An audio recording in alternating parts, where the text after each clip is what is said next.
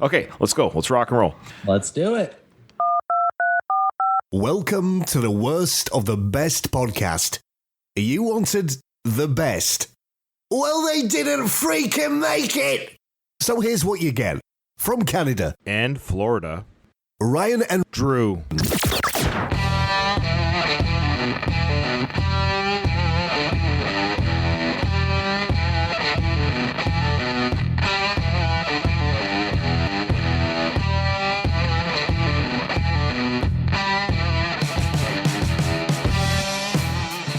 All right, welcome to the Worst of the Best podcast. I am your host, and with me today, again, Drew.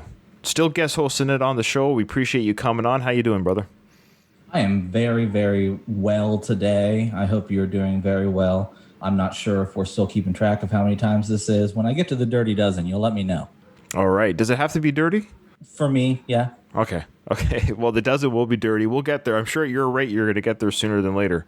Well, last episode that we did together, we talked about crazy cafeteria workers. This one is a little bit more light, a little bit more fun. So no need to give anyone any warning about content. This is actually a way for people to hack social situations, as I say. These are 10 scientific ways, so they're proven by science and studies, to hack or to better yourself in social situations.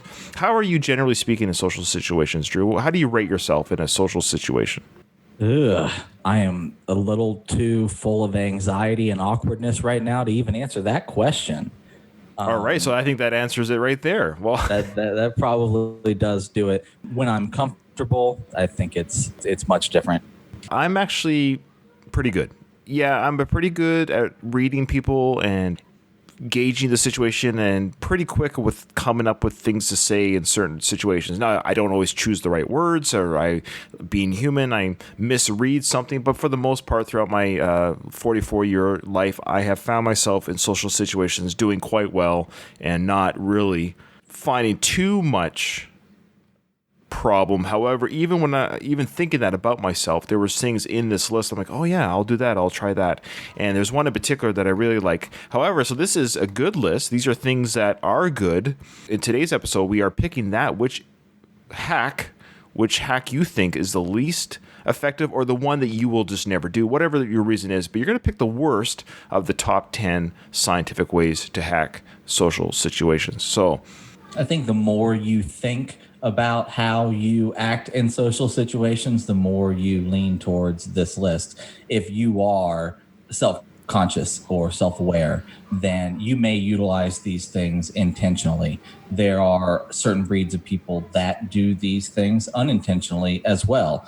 Blessed be them. When I find myself most successful in a social situation, it's often because 1, 2, or 3 things on this list have been executed with perfection. It doesn't feel organic, but it does feel like there are ways to manipulate very ordinary situations, and very successful people do them.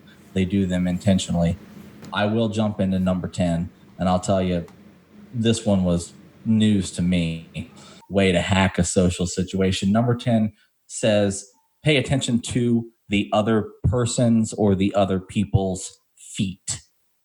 Now, everybody thinks that you can tell a lot about people by looking at their eyes. Eye contact and eye movement is very, very well known to evoke emotional responses as well as indicate emotional feelings within the person. Pay attention to their eyes is sort of the old trick.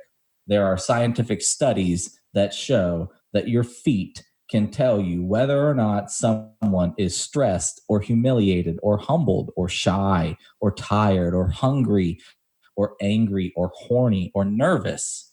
You can tell these things by looking at how they're positioning their feet, moving their feet, and whether or not they are subconsciously preparing to end the conversation by pointing their feet away from you, or whether or not their stance, as it would be, is more indicative of wanting to continue that conversation. Pay more attention to the other people's feet. Now, have you ever heard the old pickup line, nice shoes? Or I thought it was big feet, big shoes. No. But there is a certain tactic to paying attention to, well, if you're a man, paying attention to a female's shoes as a way to strike up conversation or as a way to compliment her in a way that she isn't often complimented. I find it interesting that you can look at someone's feet to see if they're horny.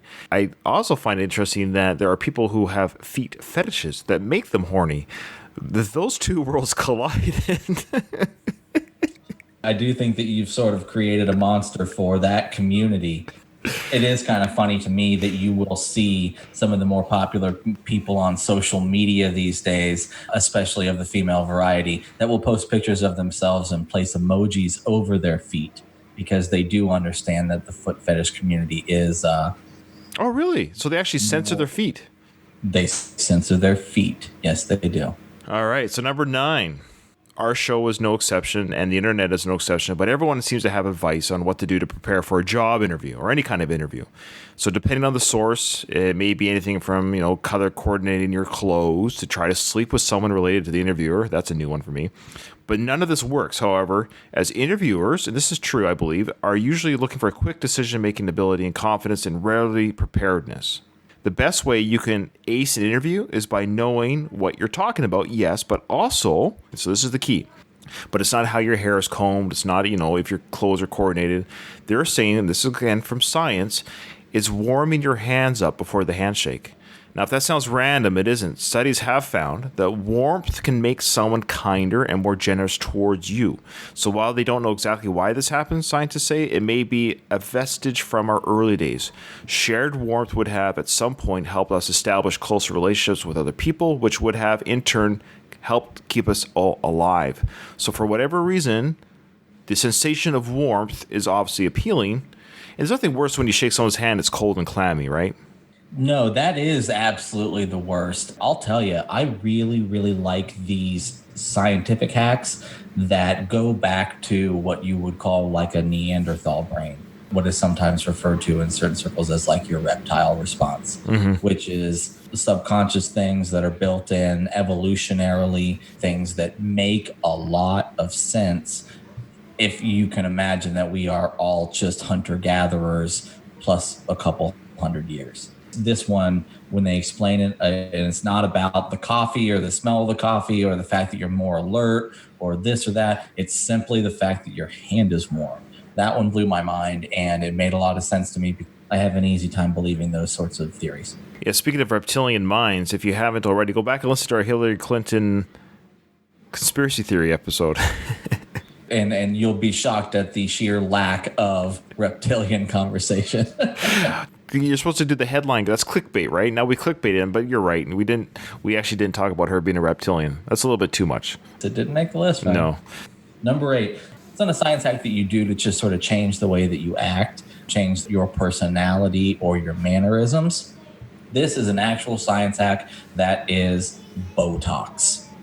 Now, number 8 on our list says stop feeling anything with Botox. And there is actually scientific studies that have shown that, well, we know Botox disables your face from being able to make certain gestures, which sort of dumbs down the amount of emotion that you can show in your eyes and your lips and your cheeks or your eyebrows or your forehead, the places where you would choose to get injected.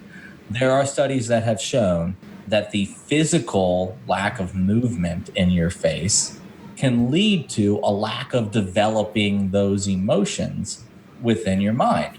So if you can't show that you're sad by crying or making certain mannerisms on your face, right, then maybe you won't be sad. And if you can't show that you're upset or nervous, then maybe you won't be those things. It's a sort of a reversal of what they say is if you're sad, you should just make yourself smile, and that will force you to be happy. This is along those lines, I suppose. So Botox as a physical change to your face will change how you feel, which then would be related in your face. I believe it. If you can't physically show how you're feeling, I believe body language is an important part of how to read somebody. Usually it's rich people that do this, people of a public nature, because they feel like they have to stay young forever. I don't think anyone has ever looked good when they Botox their face? Well, we have HD cameras these days, and we have sort of 24/7 surveillance of people. They can't protect their image in that way that they used to probably in the early days of Botox. Given a reasonable lighting in an HD camera, you're going to be able to pick those things up. They could be judged as harshly as anyone wants to if you're into that sort of thing. Yeah, and this is, if we have any listeners that do plastic surgery on their face, or stop. I'll tell you, this is just my personal opinion. I have never looked at somebody who's bald and said to myself, or balding, or whatever, thinning hair. And as a man, I've never looked at that man and said, ha ha, they're losing their hair, ha ha. But it was the subject of many storylines involving George Costanza. Yes. Well, yeah, it makes for funny storylines on Seinfeld. But wearing the toupee, which was an episode on Seinfeld, when I see a toupee and I know it's a toupee, then I'm like, not that I'm saying ha, but now you've caught my attention, and it's not positive. But you drew my gaze to that rat on your head. Yes, and then it's the same with Botox. I've never looked at an older, usually it's women that do this kind of stuff, usually, and I've never looked at a woman and said, oh my goodness, she's old. She has wrinkles because she's 70. No, I'm like, oh, she's 70 years old. Well, she doesn't look like she's 20 anymore because that's called aging, and everyone does it if you're lucky enough. If you're lucky enough, you age. That's right. And then, but I'll see inflamed, puffy faces, and I'm like, okay, you don't have wrinkles, but you look like an alien. Yeah, there has been a change in what we accept from the people that choose to do that. I think that they are accepting that they no longer look human or naturally human. I guess so. You know, you can look to all forms of plastic surgery, not just Botox for that. Is Botox technically considered a plastic surgery? No, or alteration. You know, there is plastic surgery that obviously helps people who are burn victims, meaning or cleft lips. Those things are wonderful advances in the medical world that have helped people live a life where they're whatever the case might be. Absolutely, but I'm just saying the vanity part of it to say, oh, I'm aging, so now I'm gonna fix my face. Well, you can't. No one's ever fixed their face. Just grow older. It's fine. We all do. Okay, let's go on to number 7.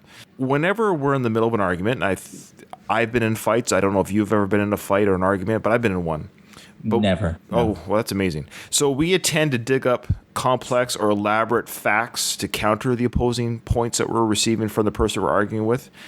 But unfortunately, that doesn't quite work, as the aim of most human arguments isn't sharing knowledge or coming to an amicable conclusion, but winning. That's true. So anytime you find yourself in a heated debate or an argument, very rarely, at least in my experience, am I trying, quote unquote, not to win. You're trying to make yourself validated. But keeping that in mind, the next time you're stuck in a fairly simple argument with someone, try simplifying your language instead of making it tougher. Studies suggest that speaking in an easily enunciable words and simple to understand sentences has a calming effect on the listener, and could even be used to make them more receptive to what you're saying. It has been proven to work in areas other than social situations too, like politics, which might explain, no offense to our Trump supporters who listen to the show, Donald Trump's rise, because at least in part, he uses simple, straightforward manners of speaking, which innately appeals to people. No, I can't imagine why they would take offense. It's a tactic that he utilized that has worked very successfully. Yeah, because he's seen as the billionaire common man, because he doesn't speak like Stephen Hawking. Not to knock this social hack or this scientific hack.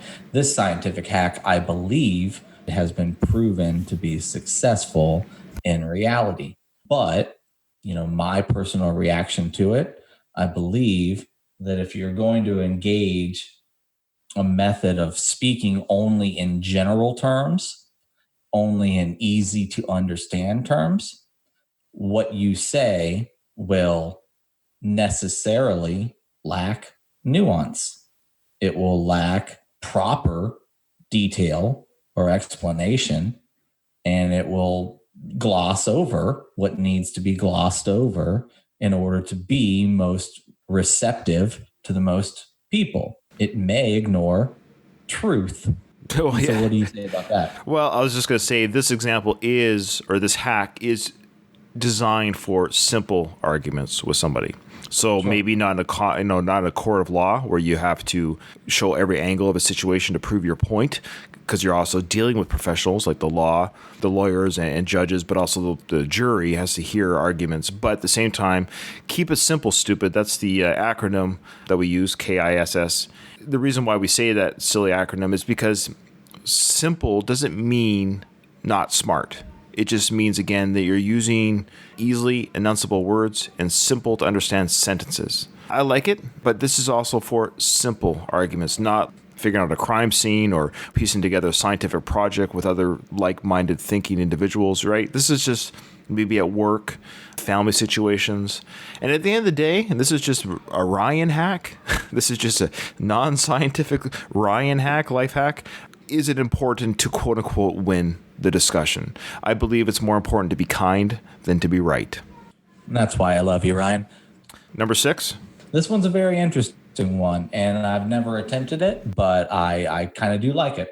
So number 6 is back to an actual physical thing that a person can do, a physical thing that is very tactile. So for people that engage in discussions or interactions with other people, that sometimes the quote is, "I don't know what to do with my hands." And I believe that was a Will Ferrell joke on SNL some years ago. Number 6 says, you should use your non-dominant hand to control your anger.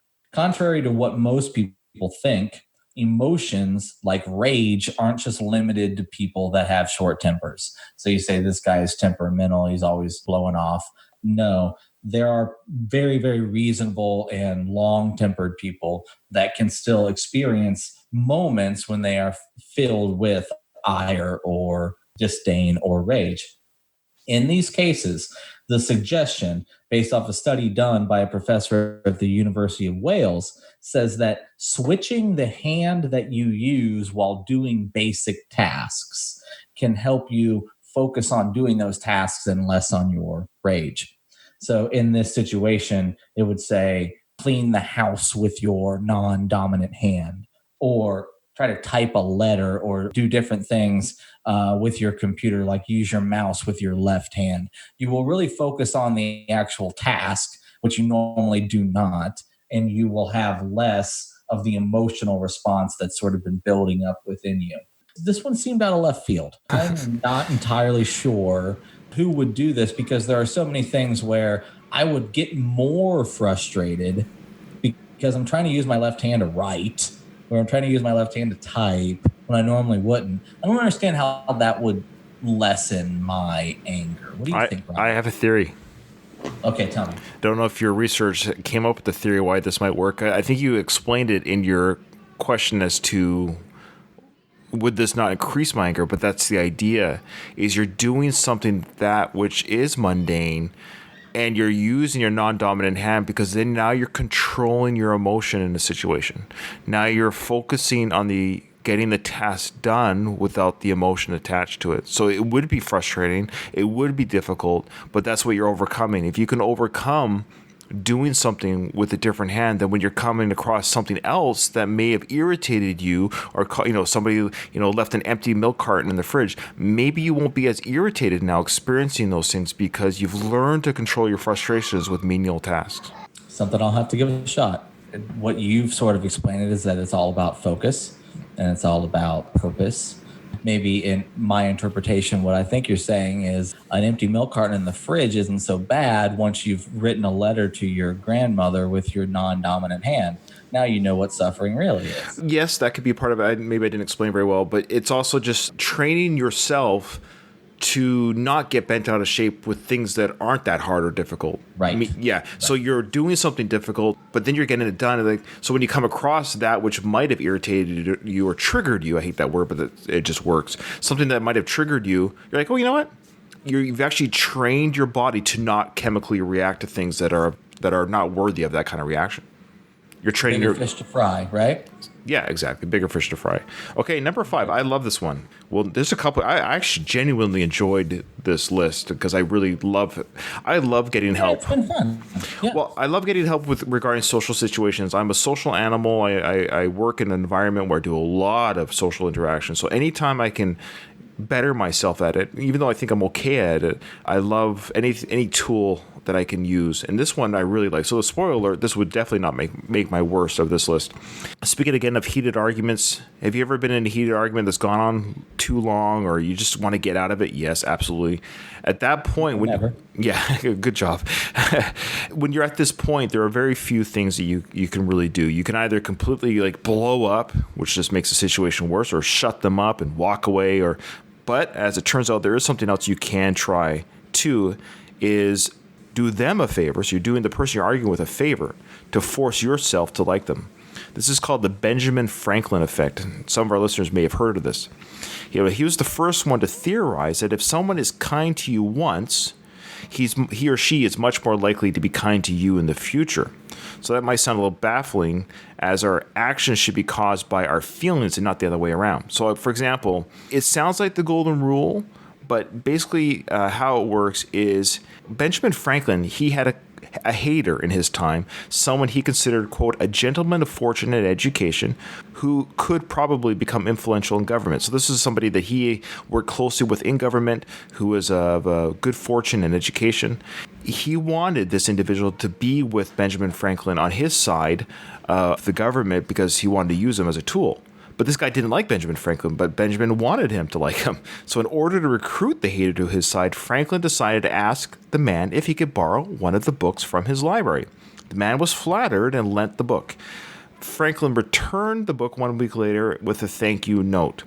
The next time that they saw each other, the man who lent the book was exceedingly friendly to Franklin, and Franklin said they stayed friends until the man died. So that's the Benjamin Franklin effect. So I guess this how this works is, and there's a couple other ones that kind of tie into this, I don't want to talk to it too much, is I guess be kind. At the end of the day, force yourself to like the individual or something about them. Maybe it's a compliment, and it has to be genuine. So what Benjamin Franklin did here was something that, can I borrow that book? And then you say, hey, a really fun read, a really nice read. And these people that you fight with are probably on your Facebook. And what you could do, a modern day example of this, is you could look at their vacation photos and say, boy, it looks like you and your family had a fun time. What a wonderful experience you guys had. If you show some sort of interest in their life, I bet you their feelings for you will change, because I don't want to give away something that comes out in the future, but people love to hear you love them. That's undisputed. I understand the explanation from the standpoint of the list that we're looking at about this Benjamin Franklin effect. Do a favor for a person that may or may not, have any reason to like you. Do a favor for them. It's almost a pay it forward. It's almost a golden rule. I think there's a lot of very old school moral tactics involved in there. How to make friends and influence people kind of stuff. Great book, by the way. I've read that book, and it's one to go back to many times, because I'm sure you see a lot of crossover between this list and what's in that book, because these are just ways to ingratiate yourself with someone, right? Exactly, yeah. These are ways to make friends, and if you don't want to call it friends, well, ways to make professional acquaintances that will work for you as a sort of mutually beneficial relationship going forward. And sometimes these mutually beneficial relationships have no reason for existing other than the two people sort of unexplainably like each other. Yeah. You got to get other people on your team. It's very possible sometimes it just comes from someone that you didn't have any reason to think about or know for any reason did you a favor. And now you know that person and you don't know anything else about them other than they did you a favor. As a way to solve an argument, I feel like that's where we get to a point where it's a little more transparent, where it's a little more, you've engaged in an argument with this person. They sort of know and where you stand. If you're now just sending them a gift basket or something, right, they're going to say, well, he's trying to make amends. I think a lot of people can sort of feel that way about it. Now, does every time someone feels like you are transparently making amends, does that always lead to them not accepting your apology? No. Sometimes that's the way to get them to sort of accept the apology and you can move on. Yeah. Right? Even if it is very clear what each party is doing. Don't be afraid of that situation. Be kind. Above all things, be kind, because people will know that you're a kind person people will always hold that as like a very important part of why they do business with you or why they transact with you. Those things are important. So I find this to be a very, very good entry on this list. At number 5, I think it could be higher because it really is just how to make yourself friendly with others. Yeah, I don't think this list was created in any order of importance. Most of our lists are not. Yeah, it's just the 5th one that we're reading. That's all. But go ahead with number 4, though. Here's another one that I believe has been employed in the political arena just as often as the social arena. And this is what they call social proof. Now, the example of social proof is very obvious. If you're walking through a mall and you see a food court, they've got different restaurants in there, usually all sort of catered to a certain ethnicity. But occasionally you'll just walk into this food court and there's 2 places serving fried chicken. I don't know. Ryan, how do you like your fried chicken? Well, it's got to be cooked a certain way. And if you don't agree with the way that I cook that fried chicken, you can expect a knife in your chest. You seemed like that kind of guy. You seem to be very specific about your fried chicken. Some people aren't so specific about their fried chicken. They'll see 2 fried chicken places and they'll say, well, both these places probably make just fine fried chicken. But I'm going to go to the place that has more people in that line. I know exactly what this is, and I've literally have done this in a food court. I'm looking around, and I'm not in the mood for Burger King or McDonald's. Those are the staples. I get what they taste like. I want to try something that's not a countrywide fast chain. So I'm looking at the other little ma pa shops, and yeah, I find myself like, oh, that kiosk is empty. That one has 7 people in line, and I might be more willing to stand in line for the proven vendor, but then I feel bad because I'm a nice person. I have empathy, and I feel sad for the people that don't have anyone. And sometimes I'll end up going to the one that has no lineup just because I feel terrible for their business. And I can see that too. There's what's going on here though is the concept of social proof, the concept where they say if there's a lot of people going to a certain restaurant, well, the proof that it is a good restaurant is the fact that there are a lot of people there. The sort of ends justify the means is a circular logic, right? And so that's what they call social proof. If you can frame what you're saying in the context that you're not saying it, but you've heard it from a lot of people or some people, which is, should echo the sentiments of what we hear in American politics these days. If you can do that, if you can frame what you're saying in the sense of, well, you just got it from other people that you trust, other authoritative sources, then what you're saying will be more well received. And that is what's called social proof. Like it. I've never heard the term, but I understand and like the concept. Yeah. Number 3. No, this one I kind of chuckled at because I have a joke that I say about myself. I always jokingly self-deflate myself sometimes to I sometimes get uncomfortable with positive praise. Isn't that weird? When people do praise me and say, hey, Ryan, good job or something, I'm usually, okay, that's great. Thank you. I don't like fanfare about myself. However, I do want to leave a good impression with people. But I have a joke that I always say about myself that I'm really great at first impressions, but terrible at lasting ones. So that's my joke. It's a little joke I say, a little self-deprecating humor. Never really hurt anyone other than me. Thank you. So, but as a society, we give a lot of importance to first impressions, whether it's a first date, of course, or an interview, of course, which you talked about earlier. We make sure to put our best foot forward, speaking of feet, when we walk into the room. It makes sense, too, as conventional wisdom suggests that the first impressions can make or break a meeting. But growing research is finding out, though, first impressions are hardly impactful enough to make a difference, or even in our control. If you really want someone to remember a first meeting with you, like the whole meeting, you need to focus on your last impression instead. More importantly, people tend to remember what you leave them with over what you did when you first came into the room, especially when it comes to a permanent, long-term impression. So that's my joke, right? I make a great first impression, but a terrible lasting one. So that being said, I really like this one because that really is important because When somebody can walk into the room, they look great, they look fantastic, they're ready to go, and then the meeting goes on or the date goes on. We could use a date, for example. A man or a female, a male or female could look very pretty, handsome. You're thinking to yourself as the datee, you're like, oh, wow, he or she is going to be wonderful. But they turn out to be a terrible conversationalist, or they're too into themselves, or maybe they're racist or misogynistic. You're like, okay, well, that first impression, though great, has now waned into, I can't wait till this date is over. It almost makes sense that a long-term impressions is, how did the date end? How did the interview end? More than how did it start? And I don't know why we've always said first impression.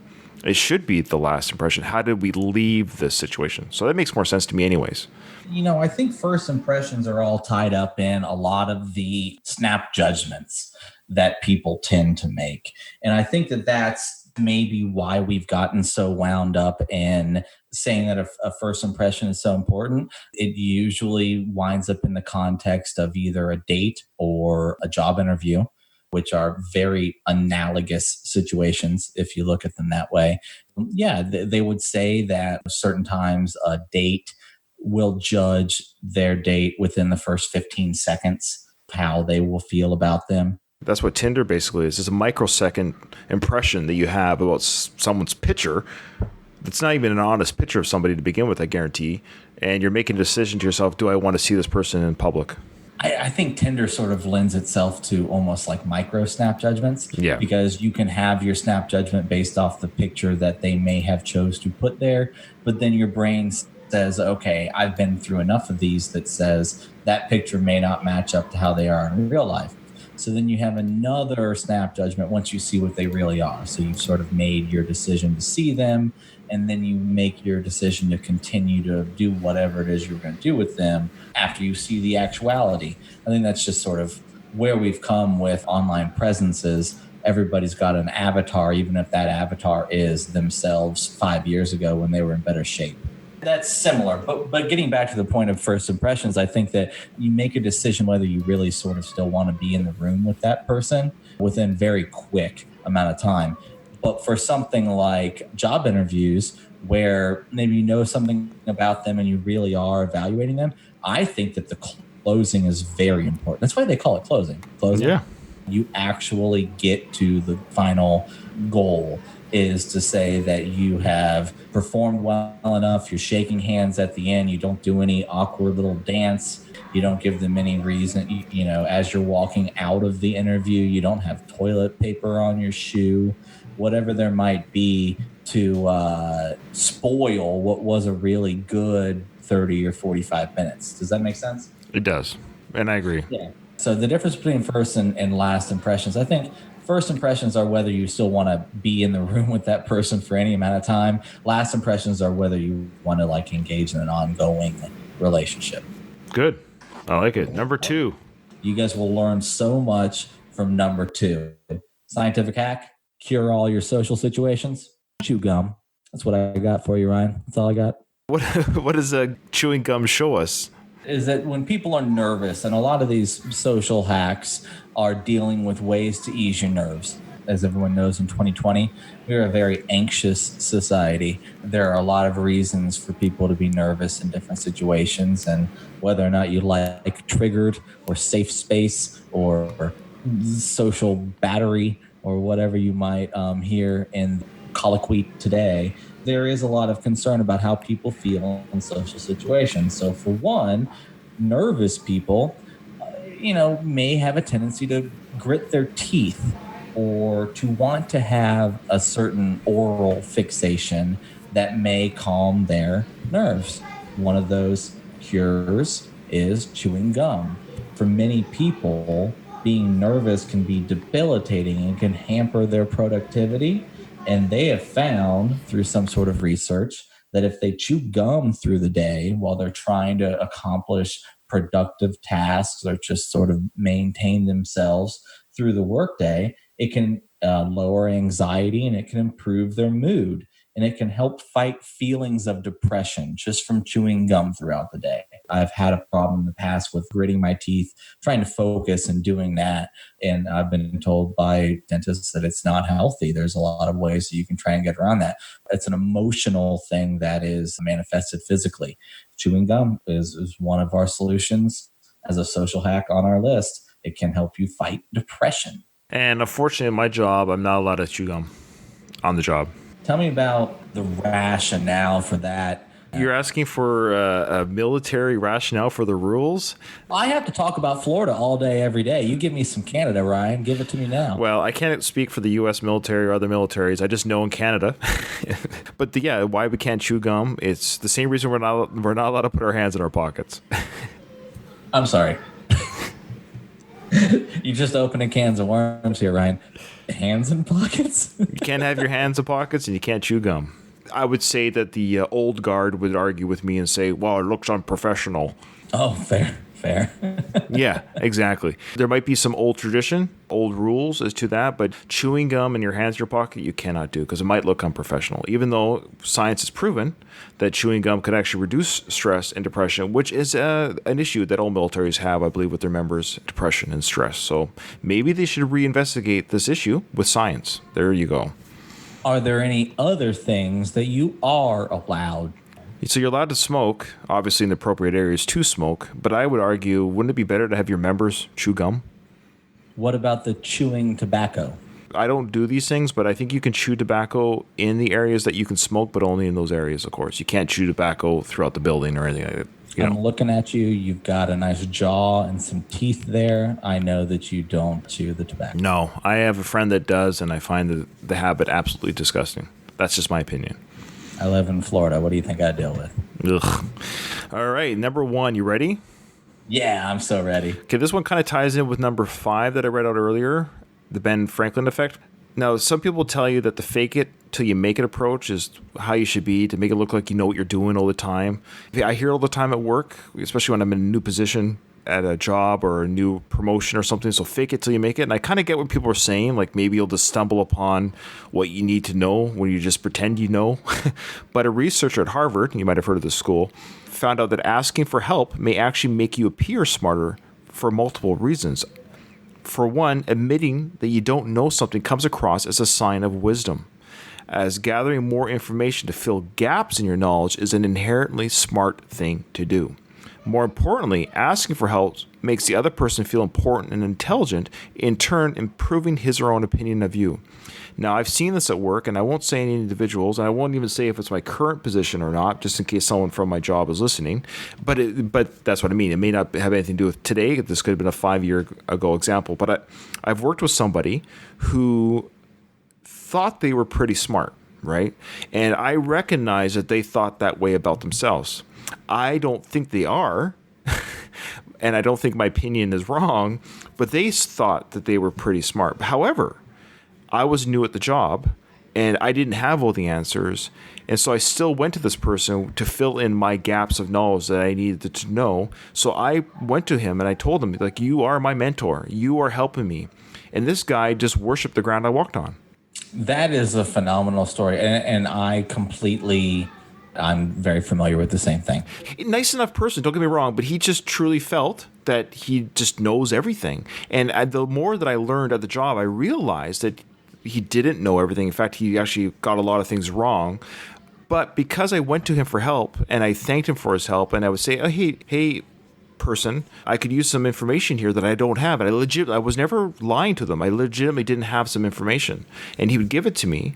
Then in turn, his opinion of me was like, oh, you're going to be great here. You're going to be, whether or not it ever came true of my position, he felt that I was great because I asked him for help. It wasn't a sign of weakness to this individual. So this example is a definite correlation to what Harvard has come to figure out, that asking for help, not being useless, using that information and working and being a hard worker, yes, but at the same time, if you don't know, ask. I feel like every place I've ever been, I have been commended on the onset for being inquisitive. It's always a sign of intelligence.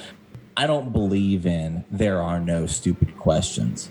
There are stupid questions when you have not investigated sort of what your question is about enough Sure. to explain it to the person that you're asking. If you have not gathered enough information about the situation that you're asking a person, and then you cannot answer their follow-ups and do that sort of thing. So you try to be as prepared as you can. But when you ask well-prepared questions, when you show that you understand a significant amount of the substance, you just need a gap filled in. When you can speak to people intelligently about these things, they love to speak back to you. What is the origins of mansplaining?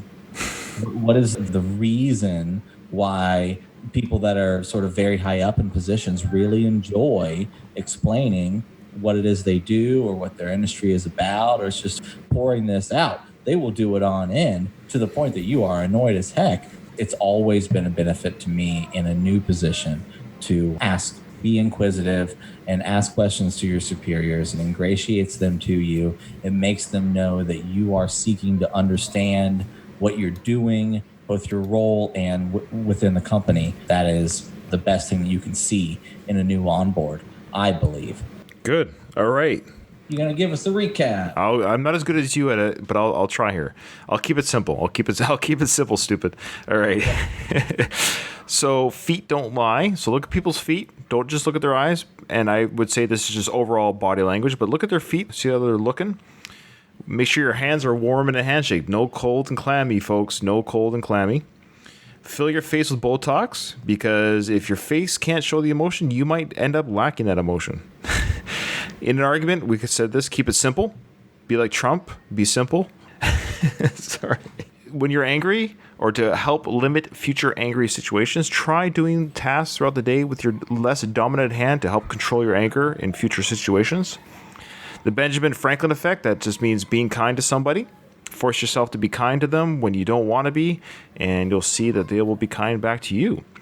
The social proof, this is a marketing strategy. Social proof is where your arguments are more convincing if you make it seem like you didn't come up with the idea. That's right. That's a tricky one, though a very valuable one. Lasting impression, of course, this is where it's not so important with just the first impression, but the overall impression, but more importantly, leave on a high note, like George Costanza and Seinfeld, for my Seinfeld listeners. Leave on a high note. Chewing gum. Number 2, chew gum to help relax the nerves, help you feel less depressed, get your mind off stressful situations throughout the day. And lastly, ask for help. When in doubt, ask for help. It's not a sign of weakness. In fact, it's showing the individual, even if they don't know it, but it shows other humans that you are filling your wisdom gaps to even be more wise. Which one do you think is the worst to you? Or maybe one that you would just never do for a life hack? I didn't have a lot of trouble with the concept or the idea of inserting your face with Botox in order to control your emotions. I didn't have that much of a problem with that. I didn't have that much of a problem with dealing with staring at people's feet. Here's my issue. I will never resort to using my stupid little left hand for anything ever. It'll not happen. I can catch a ball there. I can catch a ball with it. That's the only thing. I will never resort to number 6, using your non-dominant hand to control your anger. To me, anything that I do with my non-dominant hand is so angering, it would exacerbate the situation beyond repair. That is crazy. I thought we'd be in sync on this one. I really did. I can't believe you would rather put Botox in your face. Well, I believe in the dualism argument that is presented within our list. I never thought that I would look at one of these lists that you present to me and I would say, this jives with what Rene Descartes said about the dualism of the mind and the body. But this is what I found in that one. Okay, that's fine. That's your pick. I cannot. Intentional torture of using your left hand for any gosh darn thing? No, sir. Okay, well, I gave mine away. I just Botox. You're not putting anything in my face. End of story. I will gladly show my emotions. I will not make it a mystery. You can read me like an open book and get that needle, get that drug out of my face. Is it the needles thing? No, I don't enjoy needles. I don't look forward to them. But no, it's the chemical in my face. And the fact that I don't want to look like I'm got stung by a bee. Yeah, Botox for me. That is of the 10, that is the one that I will not hack. That is a life hack that I would never entertain. If I had to do 9 on this list, I had to do 9. I would never entertain Botox. Well, I think that you could do 9 on this list pretty much for free, couldn't you? Even if money wasn't an issue, even if it was free. Yeah, I mean, the Botox is the one that is just throw some money at this issue, and that's your science hack, right? That's funny. Well, I hope our listeners maybe, or truly do, I truly hope that our listeners maybe learn something today that they can use. Actually, this might be one of the first episodes we've ever done where people can actually use some of this stuff in their life. So if we've made someone's life better in the future because of this episode, that would actually make me pretty happy. All right.